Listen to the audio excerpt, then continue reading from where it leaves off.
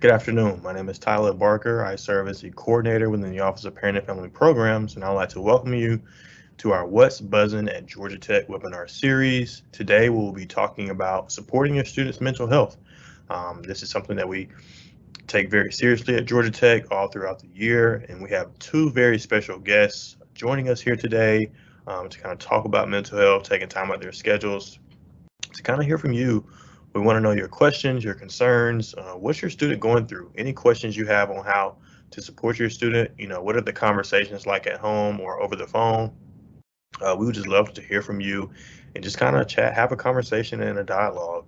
And so if you have any questions for our presenters throughout their presentation, please feel free to utilize the Q&A chat box. Once again, if you have any questions for our presenters, please feel free to utilize the Q&A chat box. And without further ado, I'll turn it over to our PowerPoint presentation and Dr. Carla Bradley and Dr. Tiffiny Hughes-Troutman.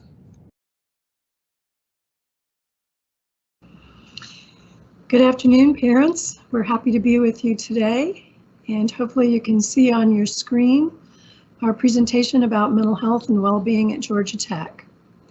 Delighted to be giving this presentation this afternoon with my colleague, Dr. Tiffiny Hughes-Troutman.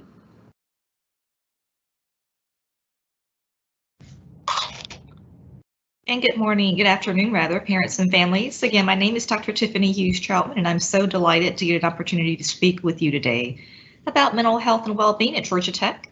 I do serve as director of the Center for Assessment, Referral, and Education, affectionately known as GT Care, and my colleague, Dr. Carla Bradley, serves as director of the Counseling Center. Next slide, please. So you'll see here that we have a nice infographic picture that shows our mental health system at Georgia Tech. Students do start with care. In terms of seeking mental health, they start to the process in care, and it could be independent of whether or not they have a diagnosis or whether or not they understand what concern that they have. Or some students come to care and they're just not sure where to start. And the concerns range from everything from homesickness to stress management. We'll talk a lot about stress today because we know that for some students it can be a very stressful point in the semester. But certainly some students come and they already have had a diagnosed mental health concern, already have had a practitioner in high school perhaps, and they just want to continue that care on campus. So as you can see, we do refer to a number of resources on and off campus, and we'll be talking with you today about those. Beginning with Health Initiatives, which provides a lot about health education. STAMP Psychiatry, which provides medication, evaluation, and treatment. The Counseling Center, and Dr. Bradley will discuss the wider range of services provided by the Counseling Center, as well as off-campus resources that include individual counseling or psychiatry or other supports that would complement our on-campus resources or extend them. We want to make sure that you know that we have a very rich ecosystem of support here at Georgia Tech. And our thought is that our process hopefully makes things more streamlined and reducing silos and gaps in the system where students just start in care, they can be directed or redirected to the appropriate resources. Next slide, please. So again, in care, students will seek services and receive a single point of access for mental health and well-being resources. We do have strong collaborative relationships with many on and off-campus resources and services. I serve as director and I'm a licensed psychologist, and my team are actually comprised of licensed professional counselors and social workers. So we have a really good multidisciplinary team. Most of my staff have worked in agencies, hospitals, and organizations in which they're doing strong case management. So they understand what it's like to be able to refer a student to an appropriate resource, to follow up with them, and to make sure that we reduce barriers. Again, it's important to understand our philosophy in care and actually throughout our system, and that we want to make sure that students have access to the correct resources, that there are no barriers that, would encumber them from receiving that right appropriate level of care. And next slide, please. The model in care is that they receive a relatively rapid access assessment. And what that means is that care serves as a triage point where students come in and they're triaged as to what level of appointment, how soon they need to be seen. They receive a confidential assessment, which is about 30 minutes, and then they receive a care plan, which actually has check boxes to a number of resources and services. And from that plan, students are directed to the next step, and we actually follow up with them to make sure that they got to that next step, to make sure that they were feeling better, and that they received satisfactory service. When you think about triage, consider if you were to go to a hospital and you were to sign into a queue and they were to ask you a little bit more about your concern. And you may notice that some individuals are coming forth and being seen earlier and others later. It's really based upon the intensity and severity of that concern. We also provide a significant amount of crisis intervention for students, understanding that crises are subjective and that students may come to us if there's something really pressing and urgent. They could be seen for crisis and then still get a regular appointment. So we're providing quite a bit of those at this time of the semester. And as a reminder, the services in care are free, so at no additional charge to students and are confidential. Next slide, please. In terms of eligibility, we serve degree-seeking undergraduate and graduate students who are seeking mental health and well-being support. Just a reminder, our motto is start with care, just come to care. So some students know where to go and others just need that signposting. They may not really be sure. And we provide that assessment for them to help them understand what those needs are and what the supports are. We also consult quite a bit with faculty and staff, and I'll say as well, parents and families who want to support a student who could benefit from some education around the resources, or who just want to understand a little bit about how to signpost and make that appropriate referral. And next slide, please. And I believe that I'm shifting things over to Dr. Bradley, who's going to talk about the Counseling Center. Thank you. Again, I'm Carla Bradley. I'm the psychologist who directs the Counseling Center. I'm delighted to tell you a little more about the Counseling Center. The overview of our center is that, like care, we have licensed psychologists, counselors, and social workers, very multidisciplinary staff. We also have a vibrant training program, and we have interns with us as well as advanced practicum students. Interns stay for the full year and are full-time. Advanced practicum students stay with us 16 hours a week throughout the fall and spring semesters. Our center is accredited by the International Association of Counseling Services. It is the primary accreditation body for counseling services nationally, set within counseling services set within higher education setting. And we use a short-term model for individual counseling. And next slide, please. So our individual and group counseling are probably the primary services for which we are sought out or even thought of. However, we have a great deal of additional services that we offer to students seeking services as well as to the campus community. We do couples counseling, and the eligibility criteria there is that one person in the couple needs to be enrolled. We do quite a bit of outreach focusing on mental health matters throughout the campus. Clinical case management is a form of service that helps students have better access to anything that they might need to help them either remain a student or make the choices that they need at a particular juncture in their life. Case managers deal with everything from additional referrals for clients to finding things like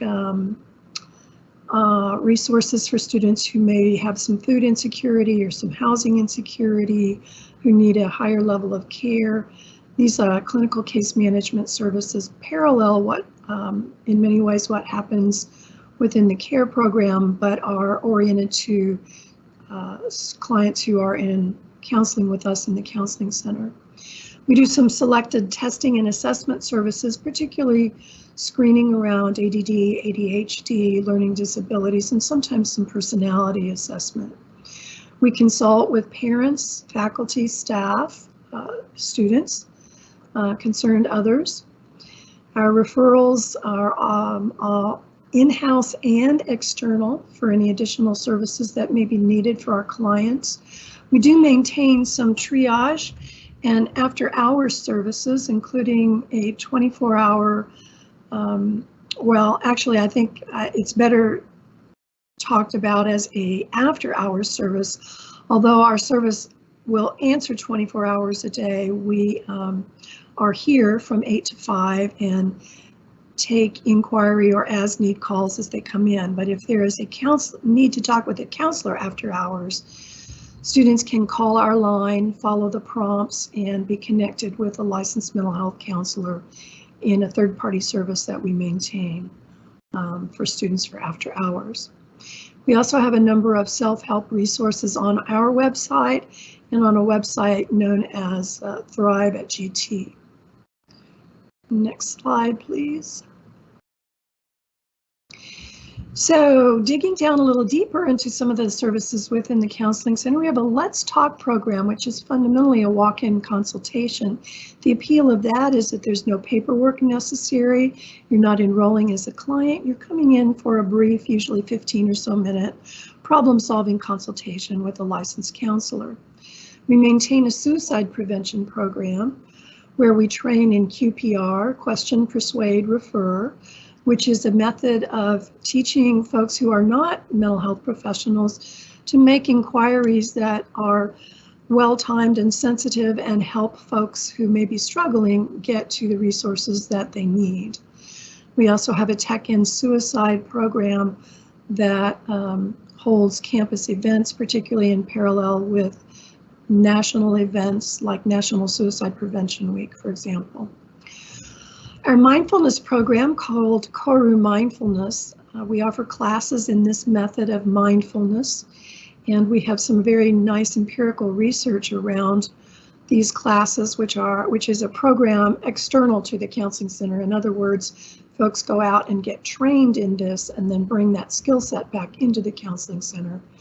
These, the efficacy of this kind of method is very good in terms of reducing anxiety, focusing the mind, helping students to learn to be more in the moment and more in their bodies, especially when they're experiencing not only anxiety, but also just moderate kinds of stressors. So Koru Mindfulness is good for everyone in every season. We have a Collegiate recovery program, which is a program dedicated to supporting students who are in recovery from alcohol and substance use. The data on programs like this nationally is extremely important because they truly are often life-saving. And I mean that not only literally, but also when one thinks about the trajectory of the life pathway that the students who are with us would like to have. Getting into early and sustained recovery can really change that life trajectory in a very positive direction. We have a peer coaching program where we train interested Georgia Tech students to become paraprofessionals, and they offer one-on-one support to their fellow Georgia Tech students.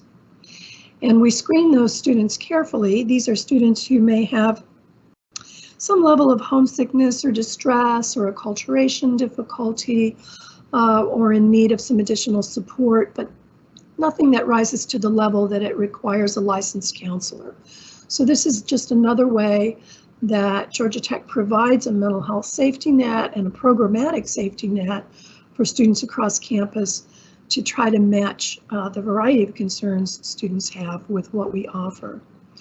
We do wellness workshops. We also do stress management workshops. We have mental health screening days. And WellTrack is one of the more popular apps that is found out there in the ether. that assists folks in tracking anxiety, stress, depression. A second very popular app known as Headspace, which is very similar to Koru, can be found on our Thrive at GT. And a third very popular app known as Silver Cloud, which looks at some behavioral strategies for assisting students in changing their behavior, can also be found at our Thrive at GT website. And next slide, please. In addition to that, we have a robust satellite counselor program. The history behind that is, as the counseling center has grown, we have grown out of our physical space, which was a nice launching place for us to become increasingly creative about services offered on campus. The satellite program is now in each school on the campus. So we have 6 schools here at Georgia Tech, and each are currently hosting or have agreed to host licensed mental health counselors who office in one of the departments within that school. And this makes the counselor much more accessible for students, and also serves the host school by having a counselor there on site and more easily accessible. It allows for privacy. And also, I think if we go to the next slide, we make the additional point that it destigmatizes and normalizes seeking mental health support. And as you can see there, reaches students who might not otherwise have sought out services. The satellite counselors provide walk-in consultation hours where they can consult with students, non-client students, client students, faculty, staff, anyone having a concern that is not urgent in nature or crisis in nature can come in and have a consultation.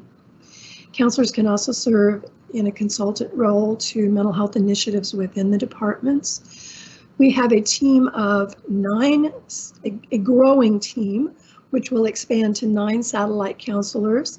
We currently have 5 counselors on site and are in the process of hiring 4 more. The majority of those counselors, 4 out of the 9, will be placed, or the largest concentration of those counselors will be placed in different departments within the School of Engineering, since that is our largest school here at Georgia Tech.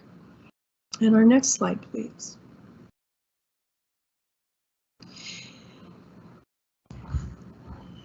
I believe it might be interesting to pause for just a moment before we talk about psychiatry, just to make a couple of extemporaneous comments about stress management and how students might present either to the counseling center or to care. We know that the middle of the semester around midterms tends to be a particularly heightened period of time. And in terms of service seeking, at least from the counseling center's perspective, we follow something of a bell-shaped curve mirroring the semester. If you think about ramping out more slowly in terms of students seeking counseling at the beginning of the semester, coming to a relatively sustained peak as we approach the middle, journey through the middle, come out the other side of the middle, and then finally the last few weeks of the semester, students tend to be very focused on completing the semester and not as much on seeking services. The kinds of stress management techniques that we use, I think we can go into in just a moment, but I'm going to pause here and ask if Dr. Hughes-Troutman would like to talk about student seeking services at these times in GT care. Absolutely. Thank you so much, Dr. Bradley. I'd like to reinforce the comments around, I think, the normalcy of stress and the occurrence and prevalence of students really facing stressors. I think particularly during this point in the semester, keeping in mind that I think common notions are that stress is out there kind of in the air and it's pervasive and it's a negative thing. And certainly we want our students to thrive and to be free of negative occurrences and to feel happy. But it is important to note that, and I just point to the lines of research that speak to stress and our ability to really control stress, to be able to use it. I know that Dr. Bradley talked about Koru and mindfulness and presence, to be aware of that stress, how it impacts our bodies, how it impacts our functioning, and to be able to acknowledge it, hold it, to determine where it's coming from, and then use effective adaptive strategies to address it. Because many things are stressful. There are things that are positive, that are more like we call eustress, changes that are even positive, moving, starting a new program, new relationships. All positive things, but stressful. Well, certainly there's distress, which could be maybe getting their first failing grade, or realizing that maybe took too many units, or having some relationship difficulties, or a mental health diagnosis for the first time in one's life. And so just to comment on that, we see students who present with a range of these stressors, and certainly in care and in the counseling center, our role is really to provide coping strategies, but also education. We're going to talk about health initiatives programs shortly, and talk about the range of health education and targeted approaches to help students identify what the source of stress is and how it's impacting you, but also, I think more importantly, equally as importantly, to understand how to take control of that stress and how to understand how its impacts are, I think, impacting the trajectory amongst many dimensions of our lives. So we certainly work with students to make sure they understand that, to make sure they have really good education on it. And so we are really, really pleased to be able to provide more information about that, because we know that you may be interested and obviously in how stress is impacting your students' lives, or hearing about it a lot. So I appreciate that opportunity, Dr. Bradley, to interject those comments at this point. Surely, thank you.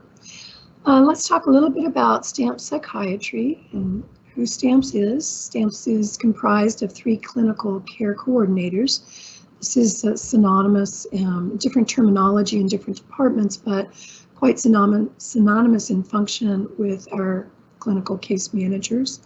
These are master's level mental health clinicians. They assist the psychiatry department in new patient intake. They do the types of case management that Dr. Hughes-Troutman and I were talking about earlier, but that case management is focused on students who are receiving psychiatric services at STAMPS, and they do continued patient care.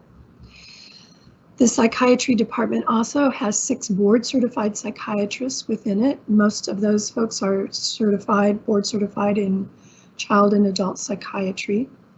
Psychiatry sees all current undergraduate and graduate students, the partners and spouses of those undergraduate and graduate students, Language Institute students. And part of the way of understanding some of the differences between eligibility criteria really is we think about many of the students who are using STAMPS Psychiatry have the student health insurance. Not everyone, but many do. So that has some different parameters around eligibility criteria.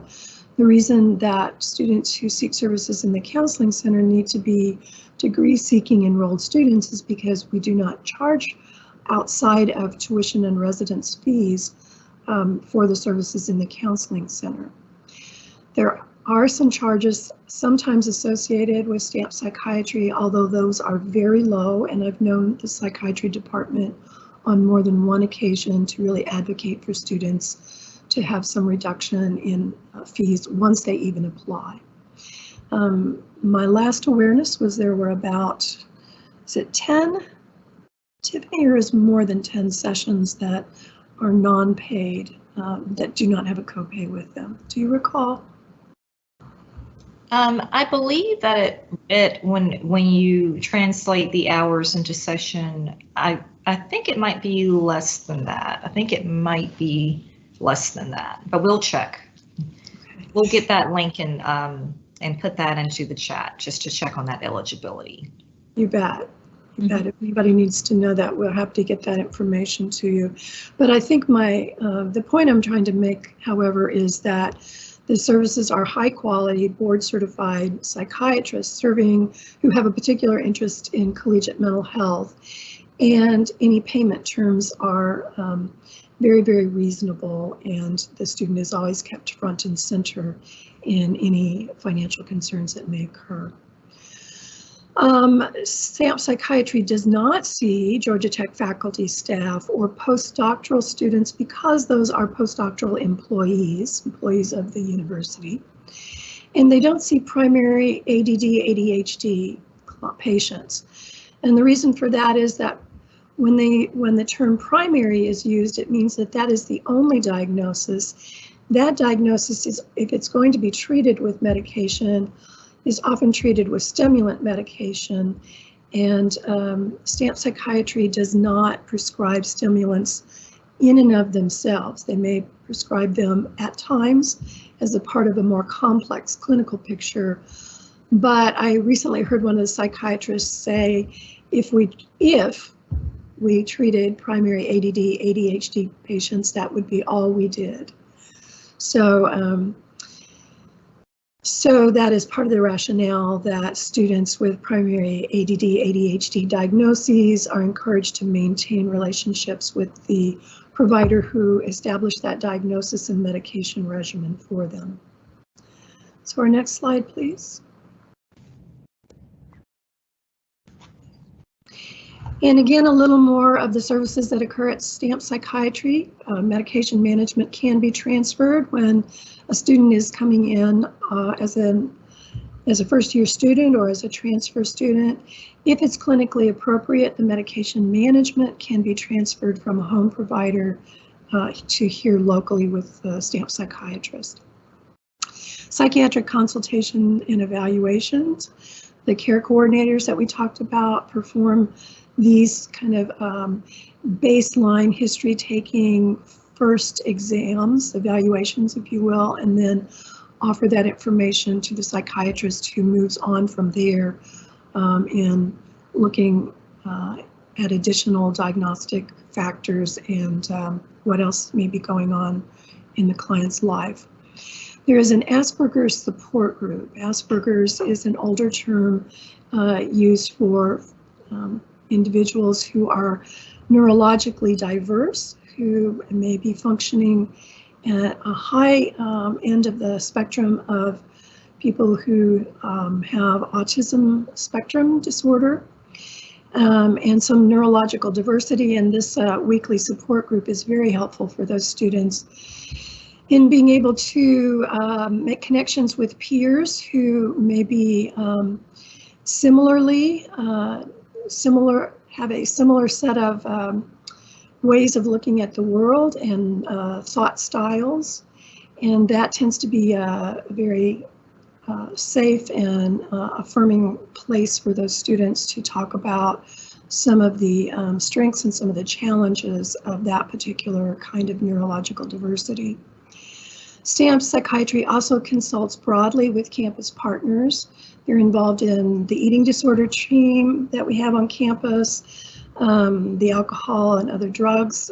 They're available to consult with that team, with the counseling center, with the care center, the Dean of Students Office, Office of Disability Services, and primary care physicians within STAMPs.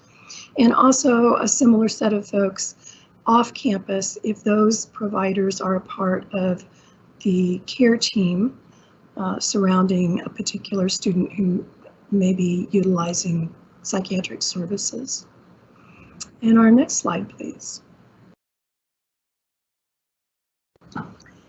And Dr. Hughes-Troutman is going to talk with you about health initiatives. Thank you. Thanks so much, Carla. So Health Initiatives is another department in our mental health system that primarily provides health education. And health initiatives, you might be familiar with the concept of health promotion, which means that they're providing education and resources and services to help students take control over the health-related choices in their lives.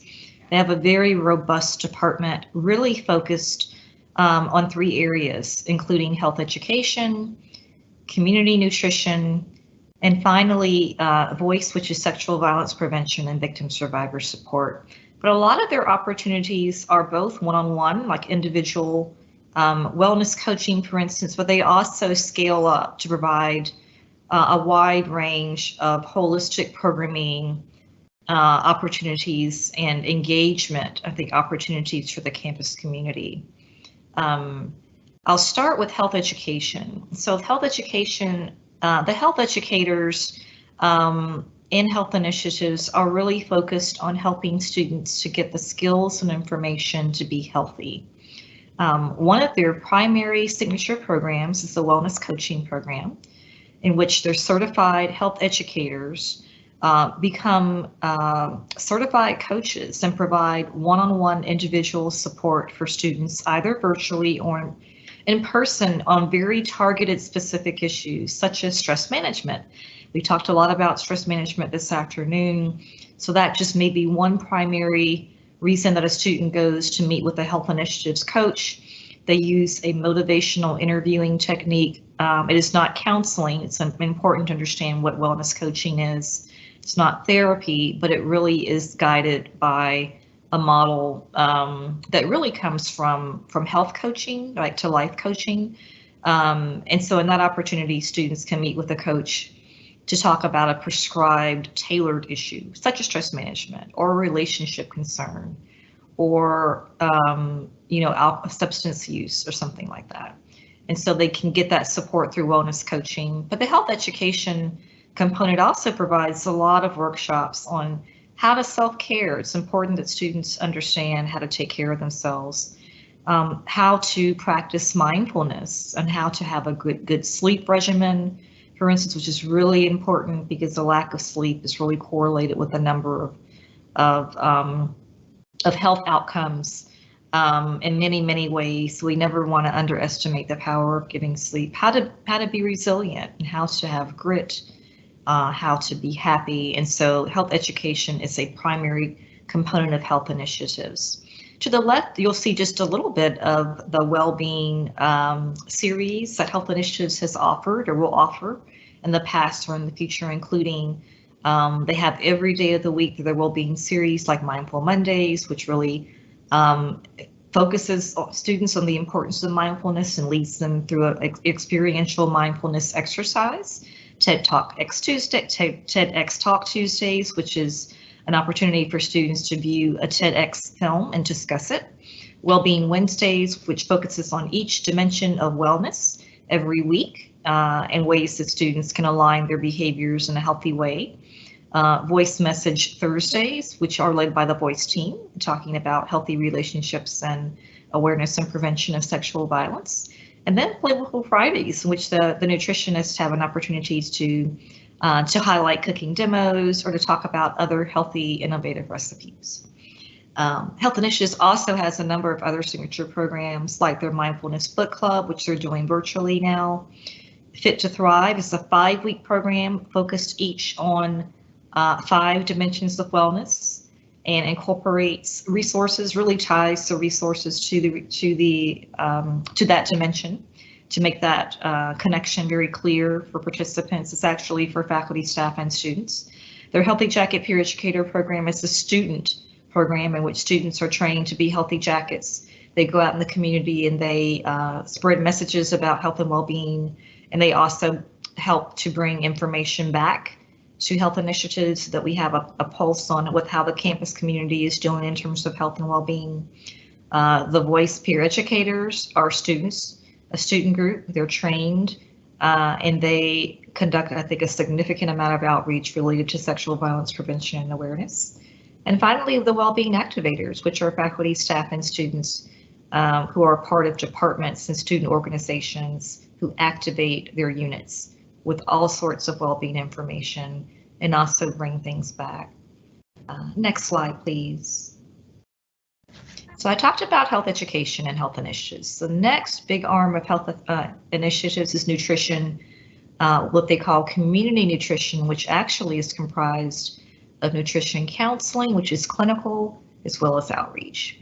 So nutrition counseling, that unit is comprised of licensed dietitians. They have 2 dietitians who provide one-on-one support, either in person or virtually. And they really do meet with students for a wide range of concerns or issues or needs. Some students may just really want more options, and want to discuss strategies for to be healthier. And they in health initiatives certainly adopt an intuitive eating approach and a healthy at every size approach. It's really important philosophically to understand how they operate. So some students who want counseling, they may have a subclinical or clinical eating disorder, and they need someone to support them with that journey. And Dr. Bradley talked about the eating disorder treatment team. That actually starts in health initiatives with a nutritionist, and that way the whole community is really shepherding the well-being of students who would have an eating disorder. The clinicians in health initiatives, the counseling center representative, a care representative, STAMPS Health MD, as well as many others who come together to make sure that students have some wraparound support for that. So certainly there's a counseling component of community nutrition. There's also a really great outreach arm of health initiatives through nutrition. They have cooking demos. They've really done a great job through Instagram since the pandemic, showcasing and highlighting those cooking demos from their homes. Of course, in person, they're out and about in the community. They do final snacks. They're usually walking around with their snacks and to make sure that students have fuel for finals. And of course, we talked about intuitive eating and body positivity, which is a curriculum that's rolled out. You'll see on the left banner just some of the nutrition programs that we've highlighted here. And the third arm is VOICE, which again is the Sexual Violence Prevention Awareness and Advocacy team. And that team is comprised of a VOICE health educator who provides a lot of awareness around sexual violence prevention and consent, and really creating a culture of respect, but also comprised of licensed social workers who are dedicated voice advocates who meet with students in person and after hours for 24/7 confidential support for students who may have been impacted in a primary or secondary way by sexual violence. And some students come forward just because they just want to learn more information. They may want to check out a book, or they just may want to have someone to hear their story. Others may choose to report, and in that case, the voice advocate's role is to connect them with Title IX and provide education. But they are advocates, and they provide a number of accommodations. That could be a classroom accommodation, it could be housing, it could be care for medical bills. Again, I talked about the lending library. They do accompany students to the hospital if needed. They really provide a robust wraparound aim of services. It's really a fantastic team. And here you'll see some of the topics that their team presents when they go out in the community around, again, consent and how it is to be a good bystander, how it is to step up and to say something when you see something, how to support a friend or family member or loved one, and just how to be healthy in general. Healthy Relationships Week was highlighting last month a lot of those important topics for students. And to the left, you'll see some of the programs that VOICE has really rolled out and will continue to do so. We talked about the peer education program. They have a Bring In the Bystander program, as well as Greeks Against Violence and Men Reconstructing Masculinities. Some of this is sponsored through the NASPA Culture of Respect. Next slide, please. Now we see some contact information. I'll start with CARE. We are physically located on the first floor of the Smith-Gall Student Services Building, also known as the Flag Building. Important to understand that students actually can call or they can walk in. We like to give students the option because we know that given the pandemic, for some students it's a barrier to come in, and of course we wanted to make sure that we had everyone being as safe and healthy as possible, but they can actually call to set up that appointment, or they can walk in, either or. And just as a reminder, if the student will need services from the counseling center or STAMP Psychiatry, they do have to start in CARE. So they have to start with us.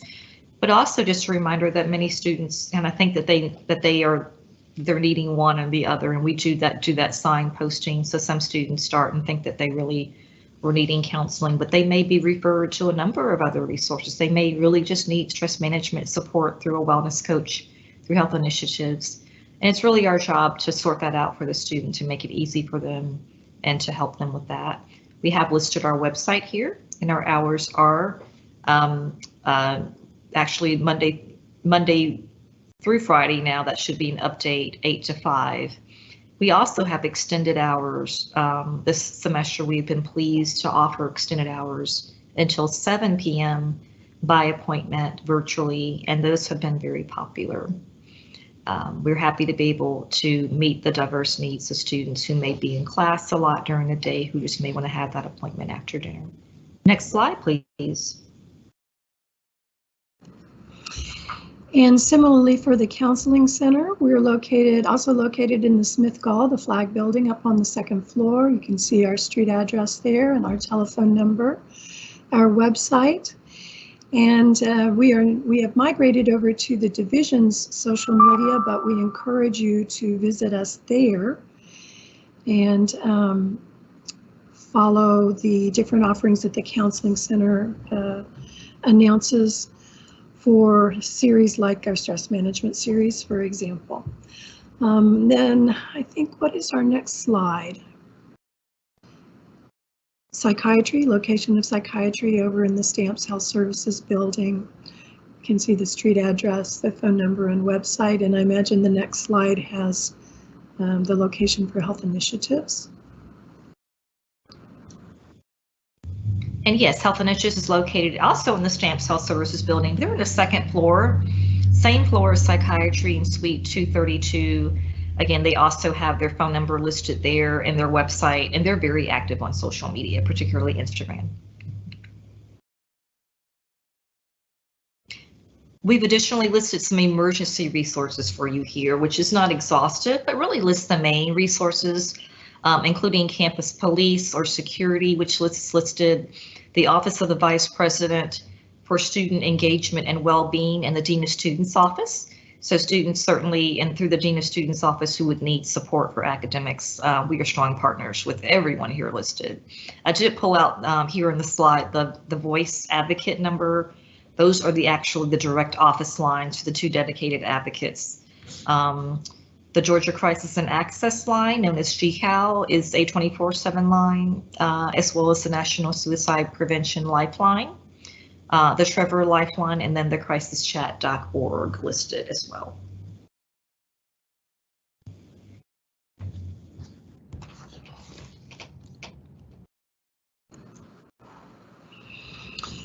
Okay, well, that ends the slide deck. We would be happy to entertain any questions. Speak a little more. There were a few other things I wanted to say about stress management, so I'll take that opportunity now. What I wanted to reinforce is that stress is best managed with the things that we all know about keeping ourselves healthy. So we know from some interesting research over at the Campus Recreation Center that the more times students swipe in, because they can count the swipes on the Buzz card, the higher their GPAs tend to be. So I think that's a nice, interesting correlation that suggests that those students who are staying in good shape with their physical health, their sleep hygiene, their nutrition, are the students who are on top of that stress curve in managing better than folks who get plowed underneath the stress curve and begin to struggle. So remembering, like Dr. Hughes-Troutman said, that stress can be positive or negative, eustress or distress, that when one is confronting distress, helping the body to rest, restore, and discharge whatever may have been building up hormonally, for example, which is why exercise is a nice way to shift some of that. Keeping the body well hydrated, sleeping, and for the body, I suppose, to continue that way of talking about it, but really for one's emotional health, to keep a strong connection with family and a strong connection with a supportive peer group. These are all important factors that go into students' management of stress and success at Georgia Tech. So again, I believe we have some time for questions. I don't see any in the chat box yet, but happy to entertain any questions that parents might wish to ask at this point. We do have a couple. Can you talk about the tech in suicide events, and is there any coordination with student-led prevention organizations? Yeah, thank you. That's a great question. Tech and Suicide runs several events throughout the year. Some are large, such as during the week of Suicide Prevention Week, where an external speaker, most often an external speaker, will be brought in, different materials about suicide prevention, and increased amount of training that's available during that period of time. We've had a variety of different kinds of speakers over the almost 4 years that I've been at Georgia Tech, 3.5 years. And there have also been a couple of events come in from the outside. One that I'm thinking of in particular called Send Silence Packing, which is a very moving demonstration of the loss of young lives to suicide through backpacks that are displayed. Last time that particular organization was here, they were displayed across Tech Green. So very visual, very moving. Each backpack with the story of the owner, the student who died by suicide. Student-led organizations that have participated in Tech and Suicide are primarily Active Minds, which is a student organization dedicated to mental health education and wellness promotion.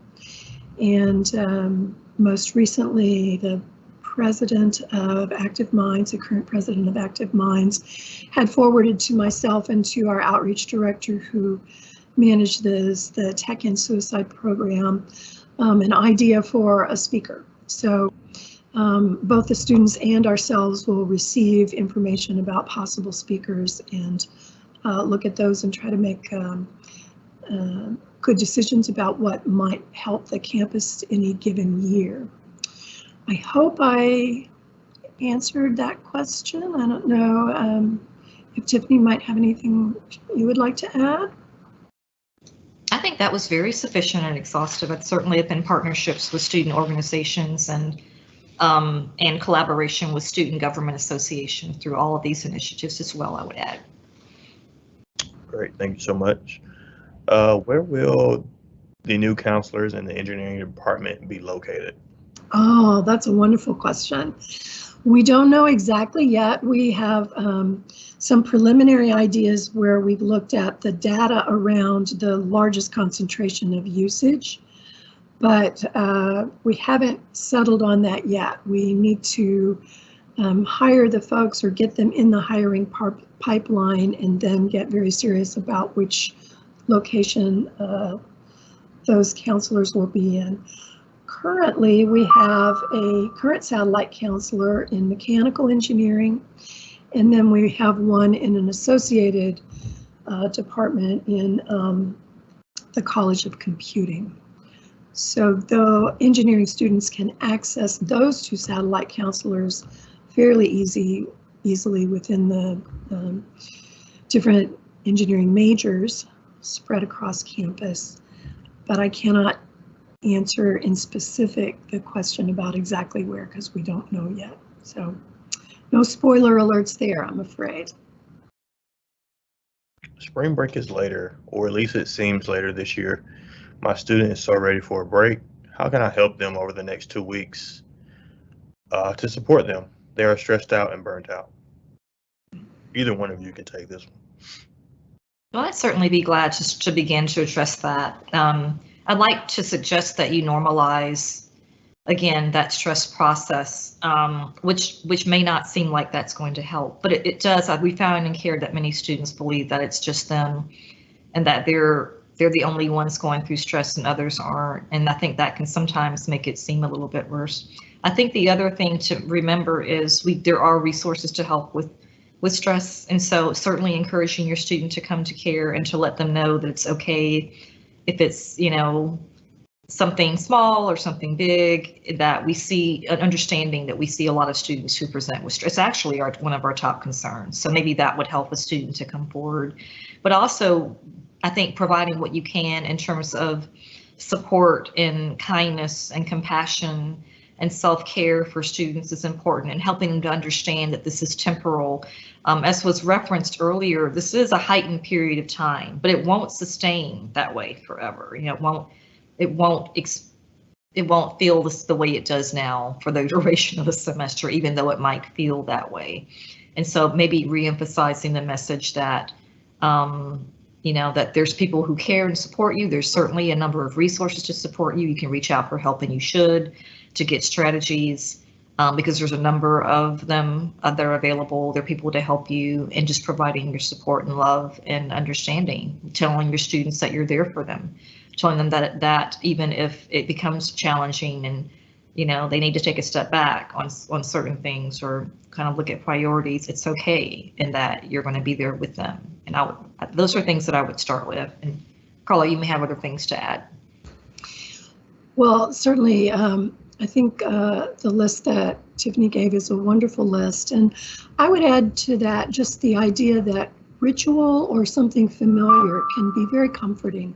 So when one is home with the family, things that the family might have done, like even taking your old chair at the dinner table, or a favorite restaurant that you went to, or a family hike somewhere. In thinking about this, I was thinking sometimes when I personally am stressed, I wash dishes. Now that doesn't have a widespread appeal, but for me, it's a nice ritual in warm water. My mind is playing someplace else while my hands are splashing in the water. So based on what you know about your student and what touches their heart and helps them relax, I think are good rituals to institute during the time away, during the spring break. Now I'm able to see, we are able, I think, to see the questions. Yeah, we have one more. That says, well, a couple more, excuse me. Why does the spring semester seem to be so much harder than the fall? Is it because of the weather, cold, wet, gloomy? How do we keep our students motivated until the end of the semester? I think those are all really good hypotheses. In addition to that, it is possible, particularly in some majors, that the stakes are higher in the spring semester because there's a cumulative effect from fall to spring in terms of what the students are studying and how they're thinking about their pathways forward and what finishing a particular academic year may mean for them in their chosen careers. Those are my initial thoughts. Great. Our son called in distressed last week. He needs help with stress and anxiety and possibly depression. He went to care before calling us, but was referred off campus. We all feel like getting help on campus was more productive. He contacted care again to see if they would reconsider serving him on campus and has not heard back. Should he go to the counseling center for a Let's Talk session? Would wellness coaching be an option? His stress is being driven by experiences at Georgia Tech, so it seems like GT is the best place to help. Dr. Tiffiny, would you want to tackle this first, and then maybe we can go to Carla? Absolutely, and we always encourage, if he has specific questions, you can certainly direct those to us, and we can share more specific information. But in general, it's important to understand that the student may be referred. The counseling center has a short-term model, and so speaking generally, I'm not able to understand the specifics right now. Students might be referred off campus for resources if their needs extend beyond the counseling center service delivery model. It's the first thing that I typically tell parents and families to understand that. And so that would be a consideration about whether or not that was a service delivery need, whether or not they needed something more extensive than the short-term model at the counseling center, or whether or not there was even a scheduling mismatch that led to that. But generally, I would state that the student should go back to care if there's a question about a referral in general. We do provide a number of referrals on and off, and it is frequently that students may need more help. Sometimes we refer off and they have questions. Sometimes we refer on to counseling, they still have questions. So please encourage your student to go back to the case manager who they spoke with if they had questions or if they are encountering any barrier. But I just wanted to provide that information just about our referral process and why we might be referring off, which is actually a service. Our case managers do a lot of research and have to call places first to find out if they're a good fit. We find out, for instance, if there's a financial barrier, we're not going to refer students to a place that has cost, or if they're not using insurance, we refer to resources that are no or low cost. Many students don't have access to a car, for instance, so we provide referrals to places that are providing virtual teletherapy. So it's literally the same as on campus, because on-campus counseling is now predominantly virtual too. So I just wanted to add that. Carla, I'm sure you can add much more from your lens, but just wanted to make those comments to start things off. Well, I think that was very helpful, and I would like to, the only thing I'd like to add is that many times when a student is referred to an off-campus provider, that provider is very familiar with Georgia Tech. We have a number of former employees who are in practice now out in the community in very close proximity to Tech. They know Tech intimately, they know the kind of stressors here, and they're very, very good referral sources for your student. Thank you so much.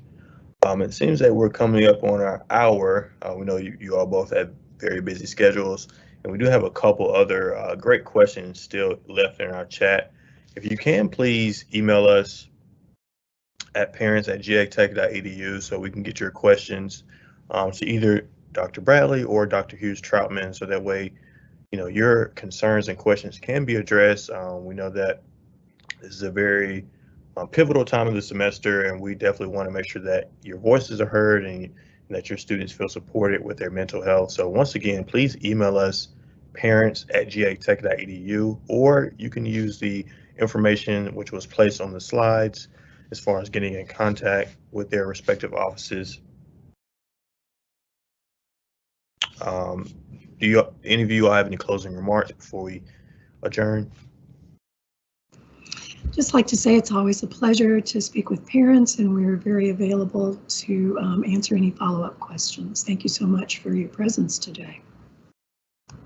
And I would echo that. Thank you so much for your time and attention and interest in supporting your students' mental health and well-being. We're happy to answer additional questions at any time. Thank you.